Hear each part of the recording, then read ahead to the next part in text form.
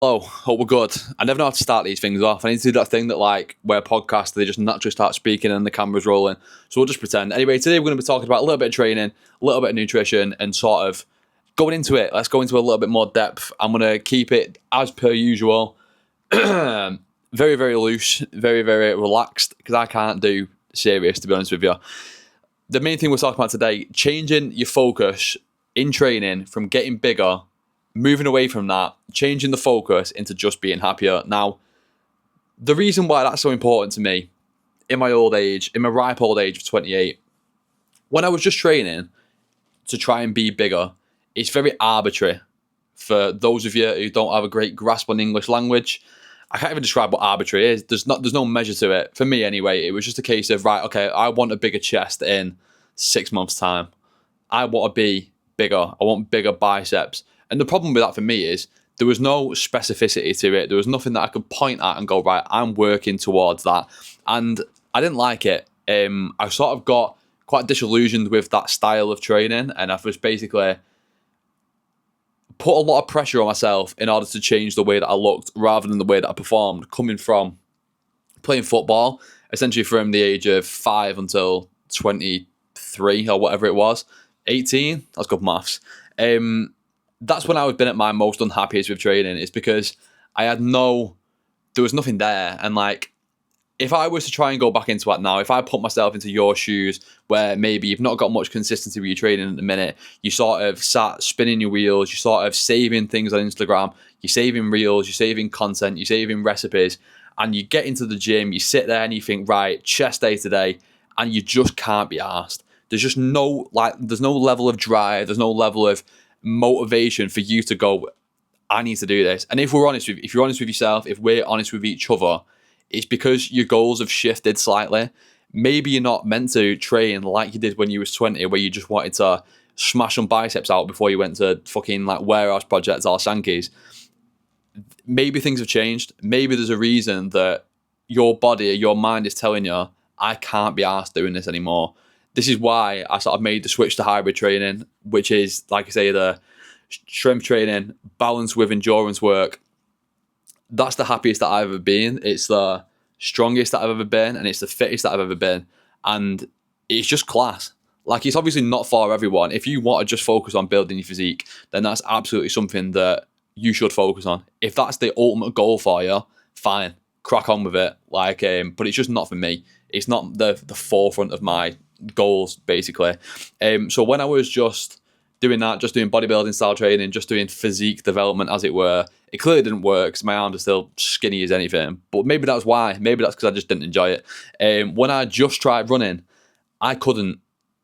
Believe me when I say, like, I could not run a bath. There was absolutely nothing to me. Like, I think I probably tried like the odd park run. I'd smash a few 5Ks out, and I just think, Jesus Christ, zone 5 in a 5K for once a week for 5 weeks in a row. I'm like, this isn't right. This doesn't feel normal, and it's not really. And the thing that helped me out massively was blending the two of them. So, like I say, strength and endurance, hybrid and training. Hybrid, doing two things at once. It's not rocket science. It's not revolutionary. I'm not claiming to be the sole proprietor of what hybrid training actually is, because I'm not. But I enjoy it. That's why I do it. That's why changing that from the focus of I want to be bigger to, is this training session going to make me happier? Am I going to get more enjoyment out of doing this? That's why I do it. That's why I will always focus on that. I just realised how like scruffy that is. Just move past it. The final sort of part to this that I can say that probably the best advice that I've ever been given is just do the training and do what makes you actually happy. What's going to get you the most enjoyment out of it? Because life is extremely short. What are you actually training for? Are you training? Do you deep down think, right, okay, I want to be bigger. I want to have bigger muscles. If that is the sole goal that will bring you the most amount of enjoyment, crack on. Go and get massive. Please, dear God. But if you want to be fitter, if you've got like running goals and strength goals at the same time, if you sort of looked at endurance-based events, maybe like a triathlon, maybe like a high rocks, anything like that, then this might be something that's going to bring you enjoyment and put that enjoyment back into training that you had like you did when you was younger. The reason like that I think that people tend to struggle when you stop playing football to then go into just the gym is because when you play football, you had that environment, you had that structure to your week. You actually just turn up automatically. There was no thinking about it. You weren't like, that's why you were consistent, because you were training for a goal that actually mattered deep down and something that actually forced you to stick to it. That's the biggest thing for me, getting that back into your training. When you get that back into your training, everything starts to feel a lot smoother and you get back into the swing of things very, very quickly. Start to feel happier, start to feel stronger, and then life's good. There we go. No more. You're never sad. You never feel depressed. You're just happy all the time because you like in the gym and that. Right. Listener questions, follower questions. I've got a few this week. Hopefully my battery don't die, because it did last week anyway. Right. So the first question is, what if I want to train to get bigger? Like, why do you think that's a bad thing?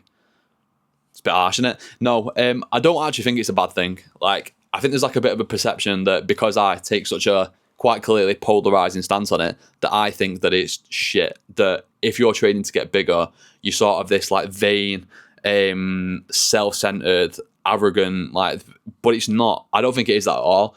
I think it's a case of, just for me personally, that's not something that I put that much of a focus on. Like I said, I sort of said it in the previous sort of the intro sort of parts of the video, like if you just want to get bigger, and I say just, like, if you want to get bigger because that's going to bring you the most amount of happiness, the most amount of confidence, then do it. Please. I want people to be happy. I want people to do what they actually want to do. And in the sort of age of the internet where everything's black and white, where you've got to be controversial, you've got to take polarizing stances on things, me saying, just do what makes you happy. If you enjoy it, then crack on and do it, even if it's not optimal. That doesn't bring clicks. That doesn't bring followers. That doesn't bring just like attention into me, into my business, but it's what I actually believe. I just think, just do what you want. I'm not asked. You crack on. But if someone wanted to get bigger, I don't think it's a bad thing. I think it's a case of deciding what it is that you actually want to do, you know, with your own life, because you can do what you want and I don't control you. That's a pretty decent answer, that, isn't it? I feel like I've sat on the fence, but, you know, it's probably fine, isn't it? Right. Can I do both? What do you mean by both? Can I do both? And all right, can I do both? And how do you prioritize different training blocks? So I sort of like to split it up for me and for my clients into essentially two pretty simple blocks. If you want to focus on strength and if you want to focus on endurance, because you can only really prioritize one at once. Typically, I'd sort of schedule it as a strength block, then an endurance block, strength, endurance, or strength and running, strength and running. Now, logistically, sometimes that can line up a little bit funnier. Typically, the majority of races, from like a running point of view, that people do tend to be over sort of like early spring through to you sort of looking around about like autumn time. You don't really tend to have many in winter. So the vast majority of like the sort of lads that I work with, like from like sort of winter, it's not like the winter bulk, but it sort of is like the winter bulk where we'll prioritize strength. We're thinking just in a calendar year from like November, December, Jan, Feb, into March, maybe. It depends, like when the race that you're going to be running, if it were to be that, if you were to be like prioritizing running, if you were running the specific race, say if it's a marathon, half marathon, that's how I'd sort of prioritize it on sort of like a monthly base, on a sort of like a yearly, like calendar basis. I think it just comes down to, again, like how long you can actually sustain doing something that you actually want to do. If you say, for example, it sort of ties in as well with, how do you want your body composition to go? If you're in a position where you want to get a little bit leaner, you want to drop some body fat because you're not feeling the most confident with the way that you look, or you think that you just need to drop a bit to feel a bit better about yourself, then sort of it depends what you want to do alongside that. And again, this is very much me sitting on the fence, but it's all very individualistic to how the rest of your goals sort of tie into that. So that's how I sort of prioritize the different blocks, like in a year.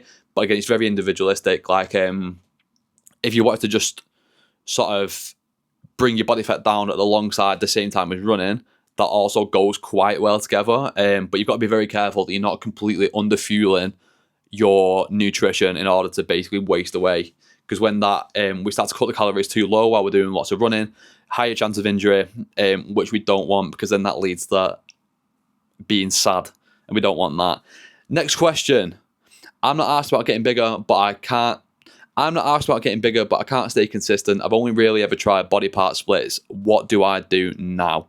If you're not that asked about getting bigger, but your main issue at the minute, based on what it sounds like, is that you can't stay consistent, then that's not really, the training doesn't really sort of, I don't think the training matters too much, the actual thing that you're doing at the moment.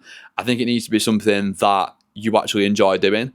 If you can't stay consistent, it can sort of come down to a couple of things, but I think the main thing is having that sort of being clear on what your goal actually is.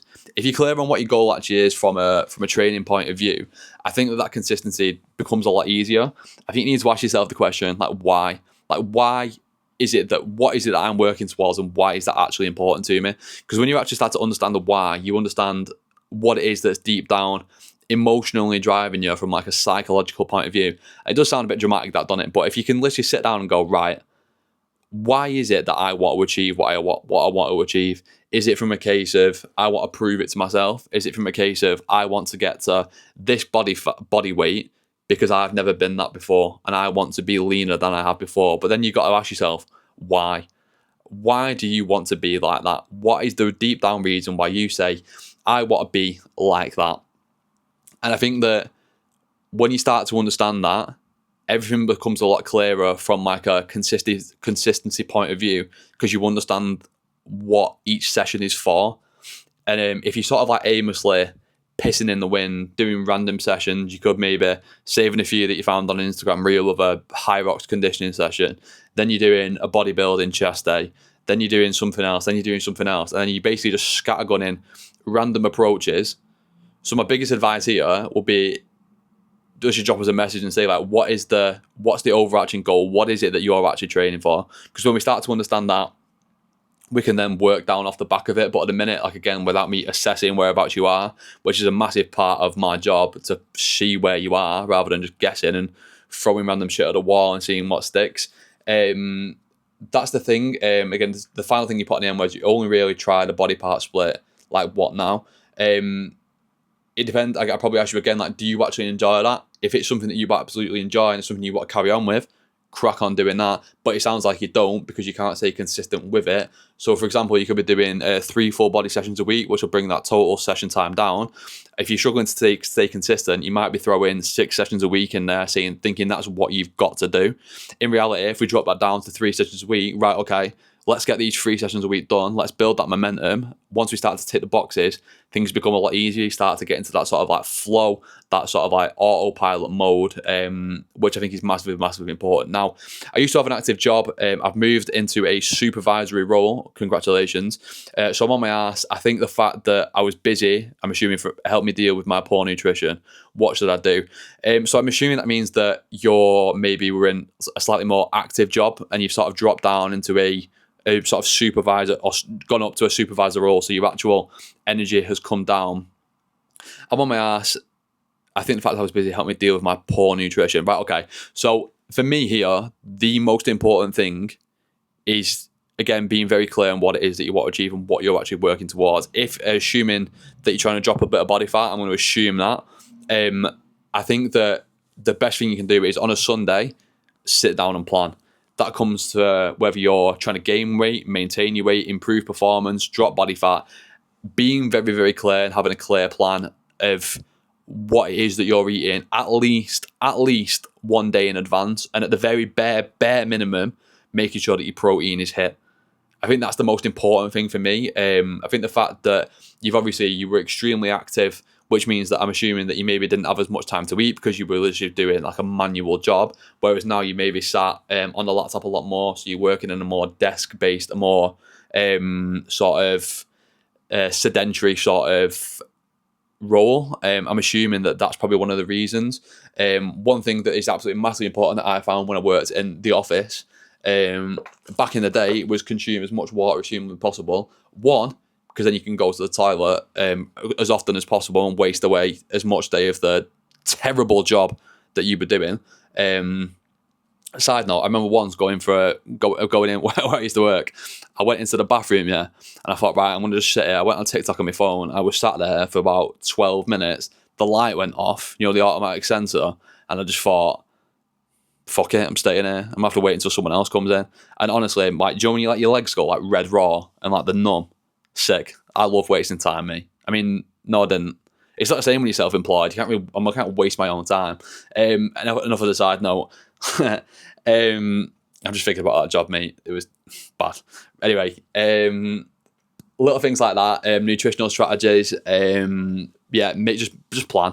Get a clear plan in place. It could be. It doesn't have to be just tracking. It could be from a case of, rather than just saying, if, like, say, tracking calories is a little bit, you don't enjoy it, it's not something that you want to be doing, getting a clear structure to your week. So it could be intermittent fasting, so pushing your food back to when you actually are in work, eating from midday onwards. There's nothing that's like magic about that. It's just condensing when you're consuming your calories into that shorter period, which should help you, I think. But again, like, a lot of this is, you need to sort of have a word with yourself and go, right, okay, so what is it that is poor about it? What decisions have I made in the run up to this? So for example, like, if it's a case of maybe like a binging sort of thing, how did I psychologically feel in the lead up to this? What were the reasons? What were the triggers? Oh my God, I'm so triggered. What were the triggers for you to feel like this?